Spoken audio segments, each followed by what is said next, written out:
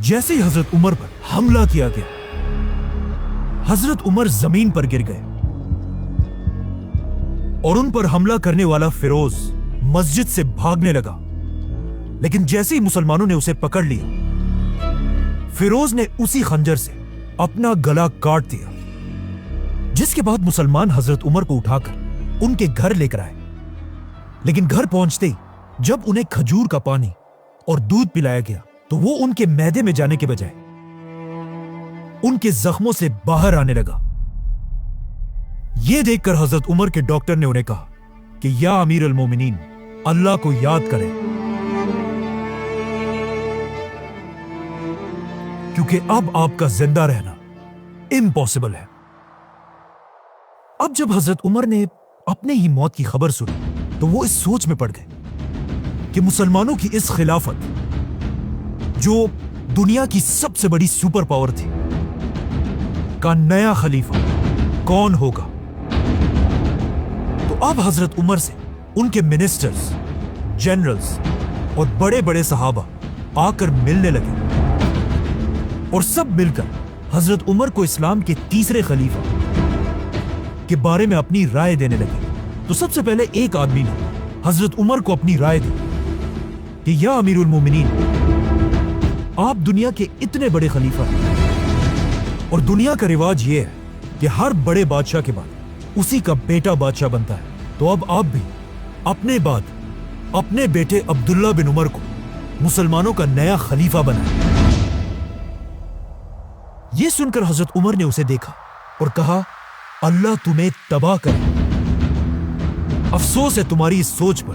میں نے اپنی پوری زندگی میں کبھی بھی یہ نہیں چاہا کہ مسلمانوں کی خلافت میرے خاندان کو ملے، کیونکہ حضرت عمر یہ نہیں چاہتے تھے کہ مسلمانوں کی خلافت بھی رومن اور پرشین امپائر کے بادشاہوں کی طرح صرف ایک خاندان کے کنٹرول میں رہے۔ اب جب حضرت عمر نے سب کے سامنے اپنے بیٹے کو خلافت سے دور کر دیا تھا تو مدینہ کے سارے لوگ حیران تھے کہ آخر حضرت عمر کس کو خلیفہ نومینیٹ کریں گے۔ فائنلی حضرت عمر نے اپنے بیٹے کو پاس بلایا اور اسے کہا، لکھو، میں اپنے بعد صرف 6 لوگوں کو مسلمانوں کا خلیفہ بننے کے قابل سمجھتا ہوں۔ یہ 6 صحابہ کوئی عام لوگ نہیں تھے، بلکہ ان سب کا تعلق ان 10 لوگوں سے تھا جنہیں رسول اللہ صلی اللہ علیہ وسلم نے اپنی زندگی میں جنت کی خوشخبری سنائی تھی، جنہیں عشرہ مبشرہ 10 بلیس صحابہ کہا جاتا ہے۔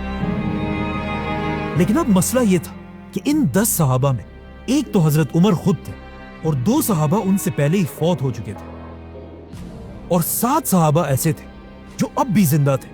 تو حضرت عمر نے ان 7 صحابہ میں سے 6 کو خلافت کے لیے نومینیٹ کیا اور صرف ایک کو باہر رکھا، کیونکہ اس صحابی کا نام سعید بن زید تھا، اور یہ حضرت عمر کے کزن اور انہی کے قبیلے سے تھا۔ مطلب حضرت عمر اگین یہ نہیں چاہتے تھے کہ خلافت کسی ایک خاندان کے کنٹرول میں آئے، چاہے وہ خاندان ان کا اپنا ہی کیوں نہ ہو۔ ساتھ ہی حضرت عمر نے یہ آرڈر بھی دیا کہ میرے بیٹے عبداللہ بن عمر کو بھی خلافت کے اس فیصلے میں شامل کیا جائے، لیکن اسے مسلمانوں کا خلیفہ بننے کی اجازت نہیں۔ حضرت عمر نے وفات سے پہلے مسلمانوں کو کلیئر آرڈرز دیے تھے کہ مجھے دفنانے کے فوراً بعد ان 6 صحابہ کو مدینہ کے ایک گھر میں بند کر دیا جائے تاکہ یہ خلیفہ کا فیصلہ کر سکے، جس کے بعد ان کے پاس صرف 3 دن کا ٹائم ہوگا کہ یہ لوگ آپس میں ڈیسائیڈ کر کے کسی ایک کو مسلمانوں کا تیسرا خلیفہ بنائے، اور ساتھ ہی 50 لوگوں کو تلواروں کے ساتھ اس گھر کے باہر ان کی حفاظت کے لیے کھڑا کیا جائے۔ ایسا حضرت عمر نے اس لیے بھی کیا کہ ان 6 لوگوں میں سے کوئی بھی خلیفہ کے اس الیکشن کے دوران اپنے قبیلے کے لوگوں سے نہ مل سکے، تاکہ وہ ان کے ذہنوں میں ادھر ادھر کی باتیں نہ ڈالیں اور یہ خود اپنی مرضی سے فیصلہ کریں۔ اور پھر حضرت عمر نے اپنا آخری حکم دیا کہ جب یہ 6 صحابہ کسی ایک کو خلیفہ بنا دیں، اس کے بعد ہر آدمی کو یہ فیصلہ ماننا ہوگا، اور جو نہ مانے اس کا سر کاٹ دیا جائے۔ اس طرح حضرت عمر نے مسلمانوں کی تاریخ کے پہلے الیکشنز کا سسٹم بنایا، اور صرف مسلمانوں کے نہیں बल्कि ये दुनिया के सबसे पहले इलेक्शंस में से एक था। तो अब ये सब करने के बाद हजरत उमर ने आने वाले नए खलीफा को अपनी आखिरी एडवाइस दी। ए मुसलमानों के नए खलीफा, हमेशा अल्लाह से डरते रहना, मुहाजिरीन और अंसार का खास ख्याल रखना, तुम्हारी खिलाफत में रहने वाले नॉन मुस्लिम्स की ऐसी हिफाजत करना जैसे तुम अपने मुसलमान भाइयों की करते हो, और याद रखना कभी भी अपने खानदान के लोगों को मुसलमानों की गर्दनों पर सवार मत करना। नाउ जैसे ही हजरत उमर को दफनाया गया, ये 6 सहाबा मदीना के एक घर में जमा हुए और हजरत उमर के ऑर्डर्स के मुताबिक इस्लाम के तीसरे खलीफा का फैसला करने लगे। अब अगर इन 6 सहाबा की लाइफ्स को गौर से देखा जाए तो इनमें से 3 सहाबा ऐसे थे जो हजरत उमर के दौर में फौजी जनरल्स थे और बाकी 3 ऐसे थे जो सिविलियंस थे। तो जैसे ही वोटिंग शुरू हुई, इन 3 फौजी सहाबा ने अपने आप को खिलाफत की रेस से बाहर कर दिया और अपना वोट बाकी 3 सिविलियन सहाबा को दिया, जिसमें सबसे पहले जुबैर रज़ियल्लाहु तआला अन्हु ने अपना वोट हजरत अली रज़ियल्लाहु तआला अन्हु को दिया। हजरत तलहा ने अपना वोट उस्मान रज़ियल्लाहु तआला अन्हु को दिया और साद बिन अबी वक़ास रज़ियल्लाहु तआला अन्हु ने अपना वोट अब्दुर्रहमान बिन औफ को दिया। तो अब खिलाफत के लिए सिर्फ 3 नाम बाकी रहे, अब्दुर्रहमान, उस्मान और अली रज़ियल्लाहु तआला अन्हु। ये देखकर अब्दुर्रहमान बिन औफ ने कहा कि देखो, मैं भी मुसलमानों की इस एम्पायर का खलीफा नहीं बनना चाहता। जिसके बाद ऑफ कोर्स खिलाफत के लिए सिर्फ 2 नाम बाकी रहे, उस्मान और अली। इस वक्त उस्मान रज़ियल्लाहु तआला अन्हु की एज ऑलमोस्ट 70 साल थी, जिसके मुकाबले में हजरत अली की एज सिर्फ और सिर्फ 45 इयर्स थी।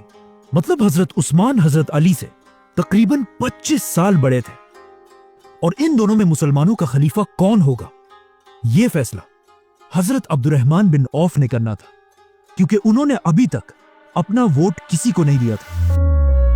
अब जब मुसलमानों का नया खलीफा चूज करने की सारी ताकत अब्दुर्रहमान बिन औफ के हाथ में थी, जो एक बहुत बड़ी जिम्मेदारी थी। तो अब इसका फैसला करने से पहले अब्दुर्रहमान बिन औफ रज़ियल्लाहु तआला अन्हु मदीना के बड़े बड़े सहाबा के पास गए और उनसे उनकी राय पूछी, जिसके बाद वो मुसलमानों की फौज के कमांडर्स के पास गए, उनकी भी राय ली और खलीफा के इस डिसीजन में अब्दुर्रहमान बिन औफ ने मदीना के औरतों से भी मशवरा किया। इसी तरह अब्दुर्रहमान बिन औफ मदीना के यूथ और इवन गुलामों के पास भी गए कि इस्लाम का नया खलीफा किसको होना चाहिए। तो अब इन सब लोगों से मिलने के बाद अब्दुर्रहमान बिन औफ को यह बात कंफर्म हो चुकी थी कि पूरे अरब में हजरत उस्मान और अली रज़ियल्लाहु तआला अन्हु से ज्यादा कोई भी खिलाफत का हकदार नहीं है। लेकिन इन सब लोगों से बात करने के बाद अब्दुर्रहमान बिन औफ ने नोट किया कि अरब की आवाम में हजरत उस्मान की पॉपुलैरिटी हजरत अली से थोड़ी सी ज्यादा है।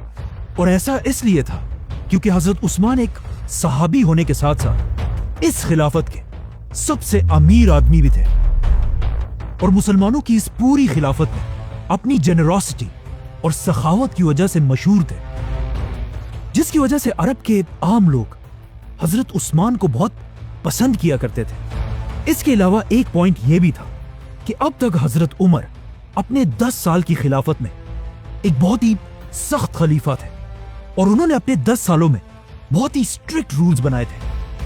लेकिन हजरत उस्मान के बारे में यह मशहूर था कि यह हजरत उमर से बिल्कुल ऑपोजिट एक बहुत ही नरम दिल इंसान है। और हजरत अली के बारे में सबको पता था कि वो भी हजरत उमर की तरह एक सख्त खलीफा बनेगा। यह देखकर हजरत अब्दुर्रहमान बिन औफ उस्मान रज़ियल्लाहु तआला अन्हु के पास गए और उनसे पूछा कि तुम्हारा क्या ख्याल है, अगर तुम मेरी जगह होते तो किसको खलीफा बनाते। जिस पर हजरत उस्मान ने कहा कि मैं अली रज़ियल्लाहु तआला अन्हु को मुसलमानों का खलीफा बनाता। इसी तरह हजरत अब्दुर्रहमान अली रज़ियल्लाहु तआला अन्हु के पास भी गए और उनसे भी यही बात पूछी। तो हजरत अली ने भी कहा, मैं मुसलमानों का खलीफा उस्मान को बनाता। जैसे ही 3 दिन पूरे हुए, मदीना के सारे मुसलमान फजर की नमाज में मस्जिद नबवी में जमा हुए और इस बात का इंतजार करने लगे कि मुसलमानों का नया खलीफा कौन होगा। कहा जाता है कि उस दिन मस्जिद में इतने लोग जमा थे कि इवन हजरत उस्मान को भी बैठने की जगह नहीं मिली और वो मस्जिद के सबसे आखिर में जाकर बैठे। नाउ पूरी मस्जिद खामोशी से तीसरे खलीफा के नाम का इंतजार करने लगे।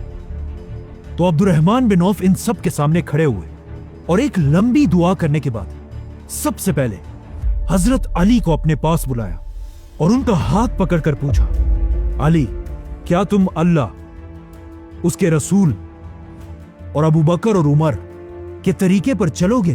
तो हजरत अली ने कहा कि मैं उतना ही कर सकता हूं जितना मुझ में ताकत हो, मतलब I will do my best. जिसके बाद अब्दुर्रहमान बिन औफ ने हजरत उस्मान को अपने पास बुलाया, उनका हाथ पकड़ा और उनसे भी यही सेम बात पूछी, जिस पर हजरत उस्मान ने कहा कि अल्लाह की कसम मैं ऐसा ही करूंगा। आखिर अब्दुर्रहमान बिन औफ ने अपने हाथ उठाए, आसमान की तरफ देखा और कहा, या अल्लाह, खिलाफत की जो जिम्मेदारी आपने मेरे ऊपर डाली थी उसे मैं आज उस्मान के हवाले करता हूं और यही मुसलमानों का नया खलीफा होगा। यह सुनकर सबसे पहले हजरत अली ने उस्मान रज़ियल्लाहु तआला अन्हु के हाथ पर बैत की, जिसके बाद मस्जिद में बैठे सारे लोग हजरत उस्मान के पास आकर उनके हाथ पर बैत करने लगे। तो हजरत उस्मान मस्जिद नबवी में रसूलुल्लाह सल्लल्लाहु अलैहि वसल्लम के मिंबर पर चढ़े और अपनी खिलाफत की पहली स्पीच की, जिसमें उन्होंने लोगों को दुनिया की मोहब्बत छोड़कर आखिरत की जिंदगी की तैयारी करने का हुक्म दिया। ऑलमोस्ट 70 साल की उम्र में खलीफा बनने के बाद हजरत उस्मान ने अपना सबसे पहला हुक्म यह दिया कि मुसलमानों की इस खिलाफत की पूरी फौज और गवर्नमेंट ऑफिसर्स की तनख्वाहों को बढ़ा दिया जाए। और फिर मदीना से हजरत उस्मान ने सारे गवर्नर्स की तरफ लेटर्स भेजे, कूफा, बसरा, दमश्क, अलेक्जेंड्रिया। इन लेटर्स में हजरत उस्मान ने क्लियर ऑर्डर दिया था कि हजरत उमर तो दुनिया से चले गए हैं, लेकिन मुसलमानों की यह खिलाफत अब भी उसी तरह चलेगी जैसे हजरत उमर के दौर में थी। अब जैसे ये लेटर्स मदीना से इन गवर्नर्स तक पहुंचे तो वो सब इन लेटर्स को पढ़कर हैरान रह गए, क्योंकि पहली बार ये लेटर्स खलीफा उमर बिन खत्ताब की तरफ से नहीं बल्कि अमीरुल मोमिनीन उस्मान बिन अफ़ान की तरफ से थे। और इस तरह इस्लाम का एक नया दौर शुरू हुआ, खिलाफत ऑफ उस्मान रज़ियल्लाहु अन्हु। सब्सक्राइब।